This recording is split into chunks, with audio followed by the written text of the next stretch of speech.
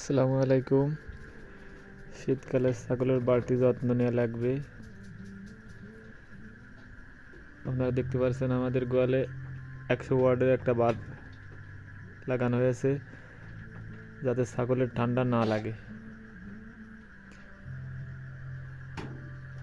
ঘরের চারিপাশ দিয়ে ভালোভাবে ঘিরে রাখতে হবে, যাতে ঠান্ডা আবহাওয়া ভিতরে প্রবেশ করতে না পারে। দেখতে পাচ্ছেন আমাদের গোয়ালের চারিপাশ দিয়ে বেড়া দিয়ে রেখেছি, যাতে বাইরের হাওয়া